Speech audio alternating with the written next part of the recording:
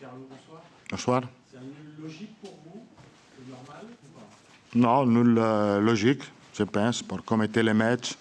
Je pense que c'était un match pour égaliser. Marseille a commencé très bien le match, après nous avons eu une très bonne réaction. Et d'après, Marseille est retourné dans le match. Et je pense que là-bas était la clé pour nous, pour ces égalisations. Parce que si nous avons l'habilité, après le deuxième but d'Ibra, d'avoir un meilleur contrôle, de chercher, d'utiliser plus d'intensité pour gagner, je pense que nous allons gagner. Alors, est-ce que c'est un bon résultat pour Paris? Le résultat n'est pas mal. Je pense aussi la performance n'était pas mal.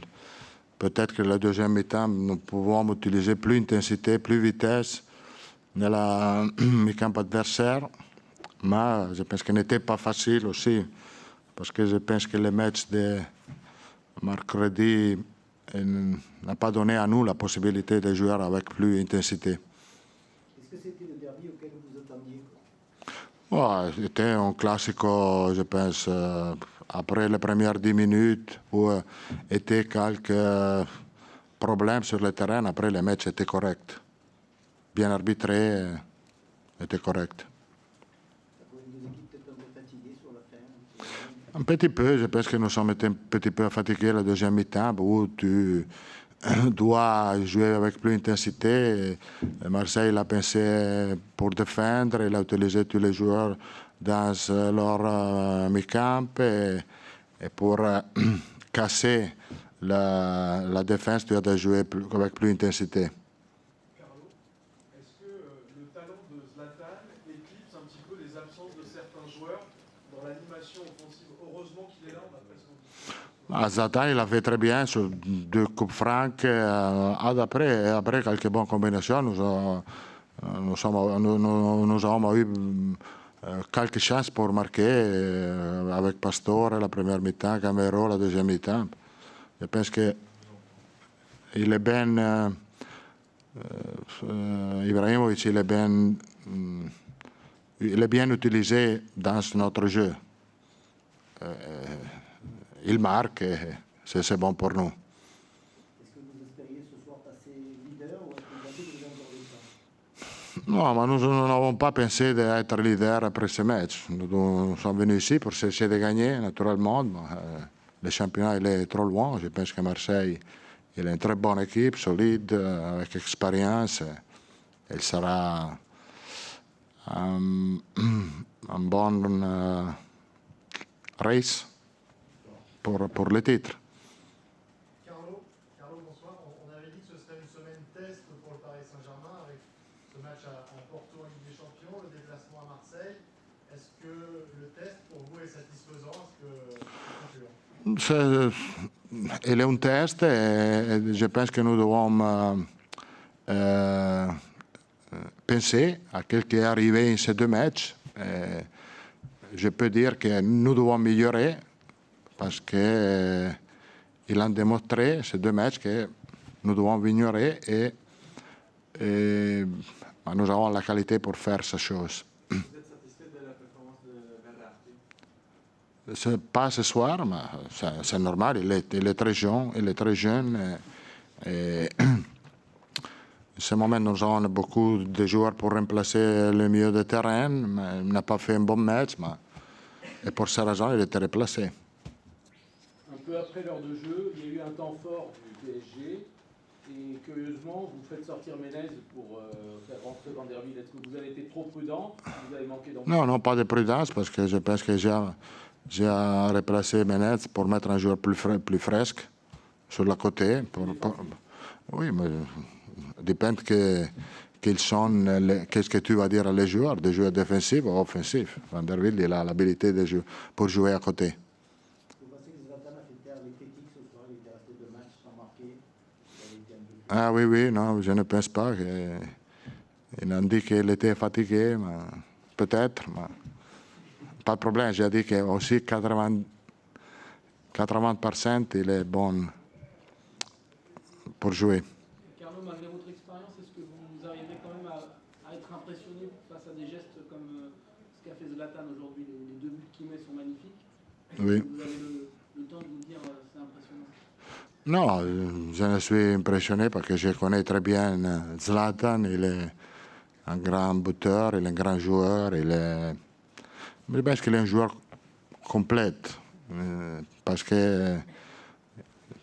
a beaucoup de qualités, mais aussi il a un caractère très bon et très utile pour l'équipe. Il y a la trêve internationale là, qui arrive. Lors de la dernière, vous étiez resté sur une victoire à Lyon. Là, il y a cette défaite et ce match nul. Ça vous embête qu'il y ait cette pause-là? Non, mais pas inquiétude parce que nous sommes encore à la deuxième place de le championnat, en cours pour la Coupe des Champions. Non, nous devons utiliser ce match pour retrouver énergie et pour récupérer les 2 joueurs qui ont été blessés en ces périodes, Thiago Motta et Lavezzi. Vous pensez, Carlo, que cette saison, ça sera un duel Marseille-Paris? Je ne pense pas sur Marseille et Paris, je pense que aussi Lyon, peut-être qu'il va à jouer pour le titre, et je pense aussi Lille, parce que Lille est une très bonne équipe. Merci. Au revoir. Bonsoir. Ah. Alors Aurélie, toi qui connais tes classiques, quelle analyse fais-tu de celui-ci? Ça a été un match âprement disputé, je dirais. On a essayé de rester dans ce qu'on sait faire. Beaucoup de détermination dans l'engagement. Ensuite, on a essayé malgré tout de jouer, d'amener des actions de jeu. Face à un adversaire d'une telle qualité, c'est pas évident, mais j'ai pas grand-chose à reprocher à nos joueurs. Au contraire, ils ont donné le maximum. Voilà. Si on voit le pédigré de certains Parisiens comparé à celui de certains Marseillais, on peut dire que ce match nul est quand même un bon résultat. Vous avez vu le match, la première mi-temps était de niveau élevé, autant techniquement, tactiquement et dans l'engagement. Il y a eu des coups de boutoir, je dirais, du PSG qui étaient conséquents, qui usent l'adversaire. Ils alternent des temps forts et des temps de conservation de balles. Voilà, on ne pouvait pas non plus se livrer incessamment parce que sans arrêt, ça a été difficile. On a quand même tenu jusqu'au bout dans nos intentions. Si on vous avait dit ce résultat, là, vous auriez signé avant le match pour un match aussi engagé Le contenu du match est là, hein. C'est un match de haut niveau, c'est une équipe qui dispute la Ligue des Champions, mais ça montre aussi que tout ce qu'on a fait jusque-là est intéressant, et ce soir on s'est hissé à la hauteur de ce match. On avait reçu une grosse claque contre Valenciennes, on se devait de relever la tête, on l'a très bien fait contre Limassol, et ce soir face à un adversaire d'une autre envergure, on a continué à faire face. Le leader après ce match, c'est anecdotique ou c'est... Oui, je ne regarde pas la place, mais on ne voulait pas non plus... évidemment, on voulait faire le meilleur résultat possible. On voulait aussi gagner si on avait pu, mais voilà, le contenu du match, il est là. On est allé jusqu'au bout du match. Voilà, on doit en tirer aussi des enseignements. On voit ce qu'il nous reste à faire, mais je pense que parfois on aurait pu aller dans la finition jusqu'au bout de certaines actions, mais c'est pas non plus évident. Elie, il a tellement été dit que l'OM était un leader de pacotille qui ne méritait pas sa place. Est-ce que ce soir c'est une réponse? Je crois que le parcours qu'on a fait, à part cet accident grave, parce que là on a fait une grosse sortie de route à Valenciennes, mais ça arrive des fois que on regarde par la fenêtre au lieu de regarder devant nous. C'est ce qu'on a fait là-bas, mais depuis le début, on n'a pas non plus volé nos points. Et même en Europa League, ce retour à Fenerbahçe, il a montré des vertus dans notre équipe. Et ce soir, face à un adversaire, l'adversaire le plus costaud, je dirais, depuis le début de saison, on a fait face. Je ne dis pas qu'on a été supérieur, mais les débats étaient équilibrés. Donc c'est intéressant, voilà, on a, face à cet adversaire de grande qualité, on était avec nos forces, et pour moi le débat était équilibré. Il y aura un duel Marseille-Paris toute la saison? Ouf, on n'en est pas là non plus. Il faut être calme, tranquille, il faut faire attention. Je souhaite qu'on ne reconnaisse pas ce qui s'est passé à Valenciennes. Je parle beaucoup de ça. Il ne faut pas refaire encore une défaite, mais c'est quand même un signal qui montre que pour faire un parcours sur la durée, il faut de la vigilance, il faut toujours de la concentration. Voilà. La chose qui est importante aussi, c'est que petit à petit, on va retrouver des joueurs. Ce soir encore, j'ai dû composer une équipe en prenant des risques. Avec un joueur comme Abdallah, je savais dans quel état il était, mais voilà, il fallait tenter quelque chose. Donc petit à petit, si on commence à retrouver les joueurs qui sont sur le côté, je pense aux blessés, à ceux qui sont suspendus, on pourra être, je dirais, un peu plus compétitif sur les répétitions de matchs. Elie, un mot sur André Pierre. Il a été quand même impressionnant en première période. Il a tenu la dragée haute à Zlatan, en fait. Je ne sais pas si c'est un face-à-face comme ça, mais en fait, il a répondu coup par coup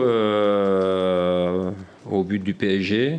C'est lui aussi à l'image de ce début de saison du groupe. Voilà, il y a les buts, mais il y a aussi le travail qu'il effectue. On est une équipe qui a besoin de joueurs qui se replacent, qui travaillent, qui harcèlent le porteur, même si parfois on était un peu trop bas aujourd'hui.